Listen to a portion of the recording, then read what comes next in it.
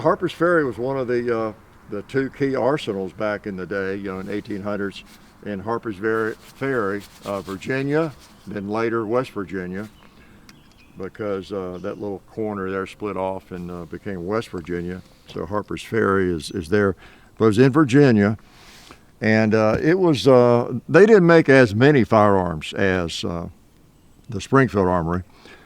For a variety of reasons. They had to contend with floods. They're right on the river, the confluence of the Potomac and the Shenandoah rivers there, and they experienced floods.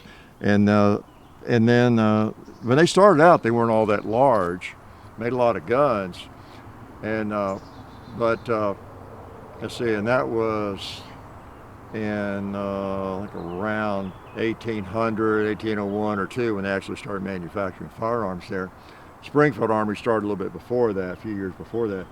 But then they were expanded, and they got up to like about 400 employees, and were making a lot of firearms, including these and others before this. But during the Civil War, they changed hands so often because they're right there on the border, and so that prevented them from making as many firearms as well.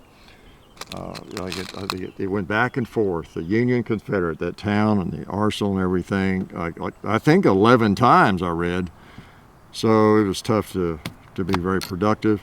And then plus when Virginia succeeded from the Union, I think even before they were about to, they just ratified it. And the U.S. soldiers knew that the Confederates were coming to take over the arsenal there at Harpers Ferry, and they burned it, or tried to burn the arsenal so that it wouldn't fall into Confederate hands. The townspeople put it out because a lot of them worked there, and it was kind of their livelihood anyway. They put the fire out for the most part. The Confederates came and they got most of the guns and the tooling and took it to Richmond, Virginia, or where is it, Lafayette, North Carolina or somewhere, and they set up again. And you've heard the Richmond rifles. Well, the Richmond rifle is basically this rifle, the 1855, I think, that they were making there at the time. And generally a Harpers Ferry musket or rifle will command a little more money, a little more collectible, because of the history there and the fact that they didn't make as many of them. Like this same rifle was made at Springfield Armory, and so was that one. And that one was made at Springfield, but few of them were made at Harpers Ferry. All right, it's watermelon time. Nice.